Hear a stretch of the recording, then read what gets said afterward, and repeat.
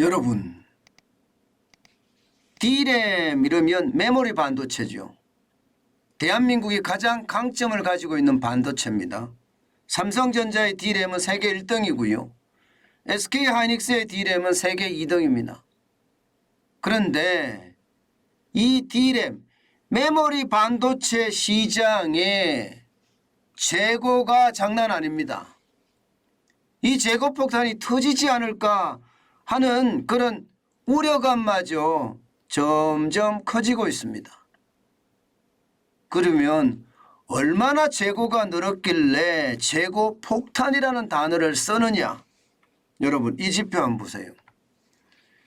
전년 말 기준으로요, 글로벌 D램 재고 추정치입니다. 무려 말입니다. 13주에서 20주 가량을 사용할 수 있는 D램이 지금 재고로 창고에 쌓여 있다는 뜻입니다. 날짜로 분석을 해보면요, 지난해 9월 D램 재고가 10주였거든요. 10주. 이것을 고려하면요, 지금 팔려나가지 못하는 재고가 창고에 굉장히 빠르게 쌓이고 있다는 뜻입니다. 한번 이걸 보세요. 9월에 10주치였잖아요. 그런데 12월에는 13주에서 20주치예요. D램 재고가 굉장히 쌓인다는 겁니다. 삼성전자도 마찬가지, SK하이닉스도 마찬가지, 미국 업체인 마이크론도 마찬가지입니다. 일반적으로 이야기하기에 말입니다, 재고 일수가 15주 안팎이면요, 상황이 상당히 심각하다 이렇게 이야기할 수 있거든요. 15주 안팎이면. 그런데 이미 말입니다, 이게 범위는 굉장히 넓어요. 13주에서 20주라고 하지만 이미 15주는 넘어섰다 이렇게 이야기합니다. 15주는 넘어섰다.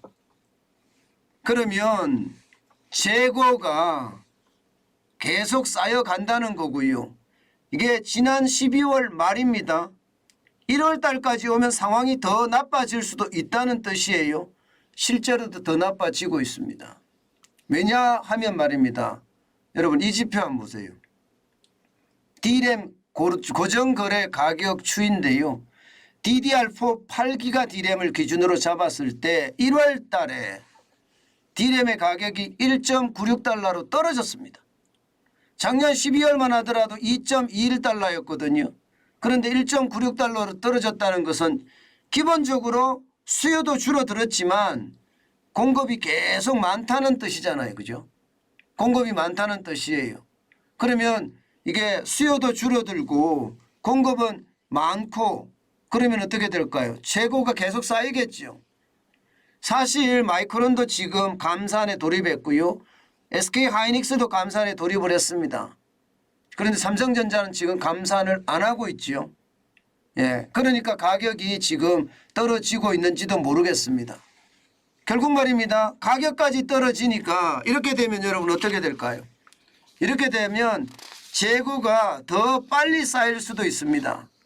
사실 D램 가격 지난해 4분기 기준으로 보면요, 10월에서 12월 이 4분기 기준 말입니다, 전분기 대비하면 20에서 25% 떨어졌습니다. 그러니까 이게 전분기라 그러면 한 7월 정도 되잖아요. 그죠? 7월 달에는요 2.85불이었거든요. 12월 달에는 2.22불, 1불이니까 굉장히 많이 떨어졌죠. 굉장히 많이 떨어졌습니다. 거의 15%에서 20%에서 25% 떨어졌습니다. 거기다가 올 1분기에 들어와서는요, D램 가격이 또 떨어지고 있습니다. 13%에서 18%까지 떨어지고 있거든요. 그러니 시장에 대한 불안감이 커질 수밖에 없지요. 심지어 말입니다, 기업들도요, 야 이거 위험하지 않겠느냐 하는 이야기를 합니다. 실제 말입니다, 증권사들이 예측하는 거 한번 보세요. 삼성전자 3개월 전만 하더라도 올해 영업이익이 적어도 37조 2,650억 원이 될 거라 예상을 했습니다. 그런데 25일 기준으로, 1월 25일 기준입니다. 1월 25일 기준으로 지금 22조 2,553억 원으로 줄였습니다. 그러니까 40.3%를 줄인 거예요. 40.3%. 엄청나게 줄였죠. SK하이닉스는 더 심각합니다. 제가 반도체 위기라고 한 게 바로 SK하이닉스를 두고 하는 말입니다. 3개월 전에는요. SK하이닉스가 올해 영업이익을 적어도 4조 4,578억 원을 낼 거다 예상을 했는데 지금 1월 25일 기준으로 191%가 떨어져서 거꾸로입니다. 마이너스입니다. 마이너스 4조 588억 원까지도 떨어질 수 있다. 이렇게까지 이야기합니다. 심지어 말입니다. SK하이닉스는 이게 7조까지도 마이너스가 날 수 있다. 이런 충격적인 예언까지 나오고 있습니다. 심각하죠. 심각합니다. 삼성전자도 마찬가지입니다. 삼성전자 이렇게 하니까 22조 2,553억 원이죠. DS 부분, 반도체 부분만 떼어서 생각을 했을 때는 상황이 달라질 수 있다는 이야기까지 나옵니다. 삼성전자도 반도체 부분만 떼어냈을 때는 적자가 날 수 있다는 가능성도 이야기하고 있습니다. 여러분 시장 한번 보세요. 지금 삼성전자 전체적으로 보면 2023년에 2분기가 가장 나빠질 거라고 이야기를 하는데 3조 8,126억 원이거든요. 그런데 1분기, 2분기 중에 말입니다. 스마트폰이나 가전이나 이런 쪽에서는 영향을 어느 정도 발휘할지 모르지만 반도체 쪽에서는 적자를 낼 수 있다. 뭐 그런 전망까지 나옵니다. 반도체 사업이 적자를 낸 적은요. 여러분 알다시피 글로벌 금융위기 당시 2009년 1분기에 적자를 내고 마지막이거든요. 그런데 그 적자까지도 이야기하니 반도체 산업의 위기 당연히 터지지요. 지금 현재까지 한번 보세요. 여러분. 분기별로 삼성전자는 작년에는 날랐습니다. 14조 1214억 원이 2022년 1분기거든요. 뭐 14조 15조씩 하다가 갑자기 지금 분기 매출이 분기 영업이익이 3조 대까지 떨어지고 4조 대까지 떨어진다 그러면 충격이 될 수밖에 없겠지요. 여기에다가 말입니다. 여러분. SK하이닉스는 더 심각합니다. 이미 작년에 적자를 냈지 않겠느냐 하는 게 시장의 예측입니다. 금융감독원의 전자공시시스템이나 FN 가이드가 지금 전망한 것을 보면 말입니다. SK하이닉스 이건 전망치입니다. 전망치. 전망은 1조 460억 원의 적자가 났을 거다 그렇게 예상합니다. 그런데 1분기는 더 적자가 심해지고요.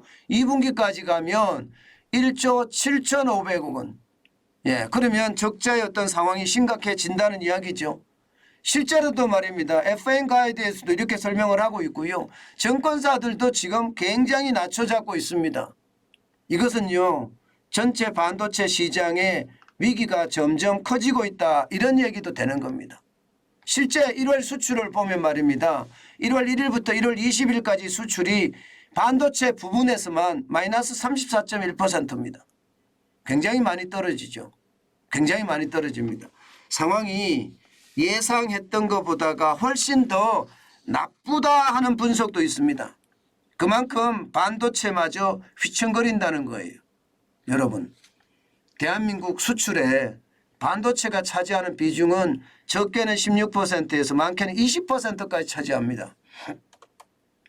그러면 지금처럼 반도체가 이렇게 가격이 떨어지고 또 수출이 덜 돼서 삼성전자 반도체가 적자 날 가능성이 있고요.